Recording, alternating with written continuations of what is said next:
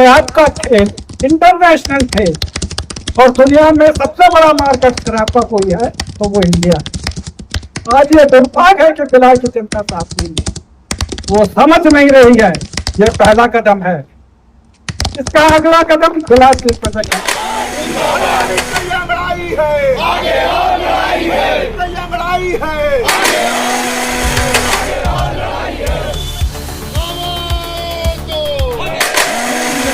Japan की है जिसे भेज दिया गया है, और ये चिंता का विषय है कि एक तरफ हमारी सरकारें कह रही है आत्मनिर्भर बनेंगे, मेड इन इंडिया होगा, मेड इन इंडिया होगा, पर देखते हैं कि ये तो मेड इन जापान हो गया। चीन और जापान के भरोसे अगर हिंदुस्तान सोचता है कि मजबूत होगा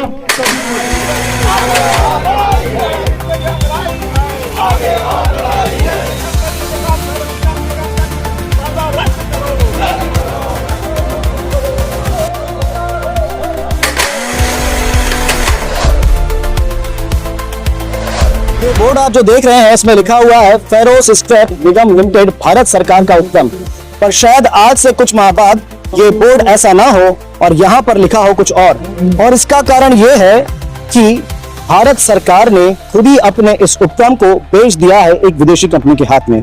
जी हाँ, ये 100% सही बात है कि अब ये फेरोस स्क्रैप लिमिटेड अब ये भारत सरकार का उपक्रम नहीं है। कोनोइका ट्रांसपोर्ट प्राइवेट लिमिटेड जापान को इस निगम को बेच दिया गया है, और वो भी तब जब ये 1000 करोड़ की संपत्ति का एक उद्यम था।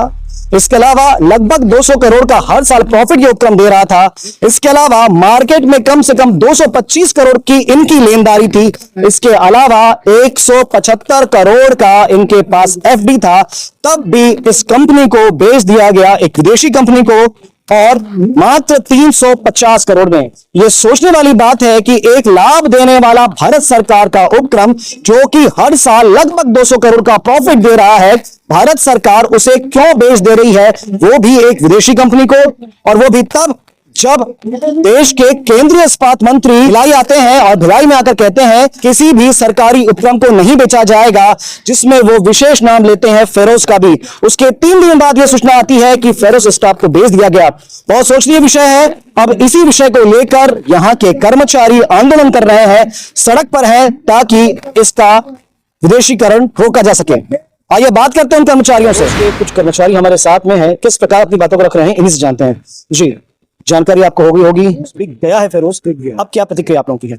अब हमारी प्रतिक्रिया ये है कि हम लोग आप लोगों के माध्यम से एक जन आंदोलन जो है, आवाज जो है सरकार तक पहुंचाना चाहते हैं कि कम से कम हम लोग के सरकार ने तो बेचने का पूरी तरह से निर्णय ले लिया है और वो सब आ गया है प्रेस में, लेकिन जो है कर्मचारी हितों को, कर्मचारियों का कहीं समायोजन करे, कुछ करे।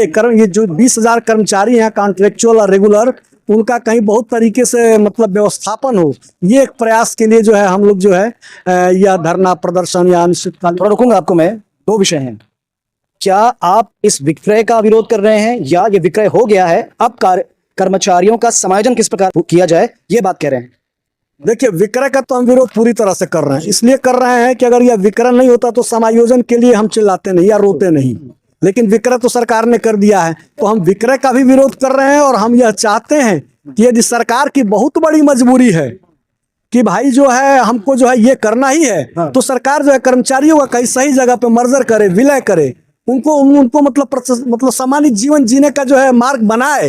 उसकी कोई गारंटी उन्होंने नहीं दिया है। दूसरे विषय पर आते हैं कि आपकी टेंशन ये है कि कर्मचारियों का क्या होगा, तो अब क्या क्या चिंता आप लोगों की कर्मचारियों की है? उनकी सैलरी को लेकर है, उनके भविष्य को लेकर है, क्या क्या चिंताएं हैं? देखिए, सबसे बड़ी बात तो ये है कि जो हम लोग को सुनने में आया है या जो हम लोगों ने एक ड्राफ्ट देखा है एम्प्लॉय ट्रीटमेंट, उसमें कहीं भी केवल सिर्फ 1 साल के लिए प्रोटेक्ट किया गया है। उसमें कहीं कुछ ऐसा लिखा हुआ है कि जो वर्तमान जो है वो जो जिस दिन से वो ले लेगा, यदि वो निकालना चाहे तो अला उलूल जुलूल ग्राउंड बना के कर्मचारी को निपटा सकता है। सिक्योरिटी नहीं है, सिक्योरिटी नहीं है, कहाँ मतलब कोई सिक्योरिटी नहीं है। ये सिर्फ एक दिखावा है कि मतलब आप अगले 1 वर्ष के लिए प्रोटेक्टेड हैं। हम कहीं प्रोटेक्टेड नहीं है। उसके बाद आपको एक साल में जो भी है दिया जाएगा, लिया जाएगा। इसकी भी कोई क्लियर जो है स्पष्ट जो है एम्प्लॉय ट्रीटमेंट में नहीं लिखा हुआ है। कोई भी चीज मतलब स्पष्ट नहीं है, सब पूरी तरह जो है हिडन में है। इवन कि उनके उल्लेख से पता चलता है कि कोई भी ऐसा जो है मतलब स्पष्ट नहीं है। जी, बहुत चिंतित हैं, टेंशन का विषय है। तो क्या सोच रहे हैं अब आप? सर्विस बचा हुआ है यहाँ पर। अभी मेरा तो सर्विस ही शुरू हुआ है, अभी बचा क्या 25 साल सर्विस बचा है मेरा। और भविष्य के सामने प्रश्न चिन्ह। भविष्य के सामने तो सभी प्रश्न चिन्ह है। बच्चे अभी रोड में आ जाएंगे, अभी तो छोटे छोटे बच्चे हैं, कई जिम्मेदारियां हैं। लोन लिया हुआ है बैंक से, गाड़ियों का लोन लिया है, होम लोन लिया है, वो लोन तो अब हमारे सिर पे पड़ा। कल से तो हम रोड में आ गए, उस लोन को चुकाने के लिए अलग टेंशन बना है। इधर कंपनी बेच दिया, ये हमारा एक रोजगार था उसे छीन लिया। कल से तो घर का चूल्हा बंद हो गया, उसका टेंशन अलग है। घर में बच्चों को पढ़ाना दुभर हो गया। अब इसके लिए क्या कर सकते हैं? फ्यूचर का तो कोई गारंटी नहीं है ना अब हमारा। अरुण बताएंगे, फेरोज स्टील को बेच दिया गया है, 100 करोड़ की संपत्ति बताई जा रही है, 320 करोड़ बेचा गया है, और यह बताया जा रहा है कि 150 करोड़ का तो उनका एफडी था। कैसे देखते हैं सारे विषय को? देखिए, फेरो स्क्रैप निगम लिमिटेड भारत सरकार का एक बहुत ही लाभ देने वाला उपक्रम है, जिसका गठन 1979 में इंदिरा गांधी जी जब प्रधानमंत्री थी उन्होंने किया था। उनकी सोच थी कि देश में स्थायी सरकार, स्थायी व्यवस्था करके देश में मजबूती प्रदान करें। निजी कंपनियों को उन्होंने अधिग्रहण किया और देश को एक मजबूत आधार स्तंभ देने के लिए सरकारी कंपनियों का गठन किया, जिसमें बैंकों का भी हुआ और साथ ही साथ पीएसयू के रूप में बहुत सारे औद्योगिक क्षेत्र का भी हुआ। लेकिन वर्तमान में जो पिछले कई वर्षों से एक निजीकरण की एक बीमारी चली है, उसमें भी जो सरकारों ने पहले निर्णय लिया था कि जो घाटे वाली या नुकसान देने वाली कंपनियां हैं उसका निजीकरण किया जाएगा, पर वर्तमान में जो परिस्थितियां बनी है उसे जो लाभ देने वाली कंपनियां उनको भी बेच रही है सरकारें। अब हमारी कंपनी, जिसका कि एमएसटीसी का एक मेटल स्क्रैप ट्रेड कॉर्पोरेशन जिसको कहते हैं, वो कलकत्ता की एक कंपनी है और जिसको कि 100% शेयर भारत सरकार ने दिया था और वो पूरी तरीके से लाभ अर्जित कर रही थी। अभी उसको अलग करके एमएसटीसी से और इसको फेरो स्क्रैप को बेच दिया गया है। आज हमारी ये जो सबसे बड़ी समस्या है या मांग है कि फेरो स्क्रैप में मात्र 400 स्थायी कर्मचारी हैं और 400 स्थायी कर्मचारियों के लिए कोई भी अभी तक साफ सुथरा कोई भी संदेश अभी तक सरकार की तरफ से नहीं कि इन 400 लोगों का क्या होगा। क्या ये सड़क पे रहेंगे? क्या इनको नौकरी से निकाल दिया जाएगा? क्या इनको सेवानिवृत्ति ऐच्छिक दिया जाएगा? क्या इनके किसी और इस्पात संयंत्र या किसी सरकारी संस्थान में इनको समाहित किया जाएगा? कोई व्यवस्था का कहीं जानकारी नहीं है। आज कर्मचारी और उसका परिवार पूरी तरीके से अधर में है और डरा हुआ है। हम लोग लगातार, इससे पहले हमने एएलसी को नोटिस भी दिया जिसके तहत बैठक हुई और उन बैठकों में यह निर्णय हुआ कि फेरो स्क्रैप के कर्मचारियों के हितों की रक्षा की जाएगी। फेरो स्क्रैप वर्कर्स यूनियन जो हम लोगों की भिलाई की है, जिसका मैं प्रेसिडेंट हूं, हम लोगों ने भी लगातार मैनेजमेंट से और साथ ही साथ पिछले दिनों इस्पात मंत्री एचडी कुमार स्वामी जी आए थे, उनसे भी मुलाकात की थी। उन्होंने भी आश्वस्त किया था कि कर्मचारियों के हितों का ध्यान रखा जाएगा, पर यहां से वो गए और 2 दिन के अंदर ये आदेश आ गया कि 320 करोड़ में फेरो स्क्रैप निगम लिमिटेड को जापान की कंपनी कोनोइका ट्रांसपोर्टिंग प्राइवेट लिमिटेड को बेच दिया गया। ऐसी परिस्थिति में जो प्रिंसिपल एम्प्लॉयर है, जो कि एमएसटीसी है, मेटल स्क्रैप ट्रेड कॉर्पोरेशन, जो कि पिछले 2 दशक से डिविडेंड भी लेते आ रहा है, यानी कि पूरा लाभ ले रहा था फेरो स्क्रैप की यहाँ की कमाई का। साथ ही साथ उसके पास लगभग 175 करोड़ का फिक्स डिपॉजिट है, फेरो स्क्रैप के पास वो भी उनका हुआ, और जो 320 करोड़ रुपया जो लागत लगी है वो भी पैसा एमएसटीसी के पास जाएगा, भारत सरकार के पास नहीं जाएगा। तो ऐसी परिस्थितियों में जो नियोक्ता होता है, इसे कहते हैं जो कानून की भाषा में मुख्य नियोक्ता, प्रिंसिपल एम्प्लॉयर, वो उसकी ड्यूटी होती है और उसका ही जिम्मेदारी होता है कि जो प्रिंसिपल एम्प्लॉयर अपने कर्मचारियों के लिए व्यवस्थाएं सुनिश्चित करें।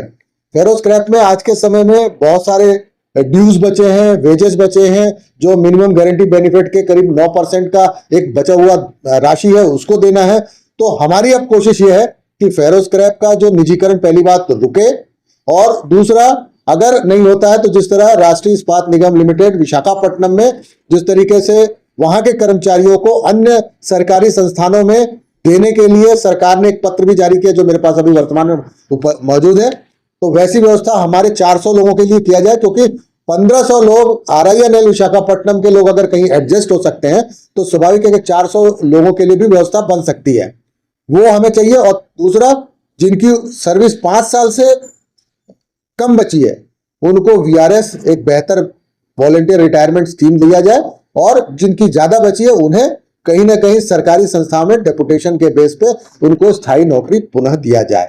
ये हमारी कोशिश है, निरंतर कोशिश हमारी ये है कि कर्मचारियों के हित की रक्षा होनी चाहिए। अरुण जी, ये विषय एक महत्वपूर्ण यहाँ पर है कि 1000 करोड़ की संपत्ति है, 175 करोड़ का उनके पास एफडी है और 200 करोड़ का प्रतिवर्ष वो कंपनी प्रॉफिट दे रही है। इसके बावजूद 320 करोड़ पर उस कंपनी को बेचा गया। तो क्या लगता है ये बात कुछ बताने लायक है? देखिए, कंपनी की अगर वैल्यूएशन करने के लिए जो कमेटी बनी या रिपोर्ट बनी, कहीं ना कहीं बहुत सारे तथ्यों पे या तो नजर नहीं गई और या ऐसा लगता है कि ये छुपाया गया, क्योंकि आज के समय फेरो स्क्रैप निगम लिमिटेड का लगभग 225 करोड़ का बिल पेंडिंग है, जितने भी स्टील प्लांट जहां पे भी हम लोग काम करते हैं। उसके बाद 175 करोड़ हमारे जो फिक्स डिपॉजिट के रूप में फेरो स्क्रैप के जमा है बैंकों में।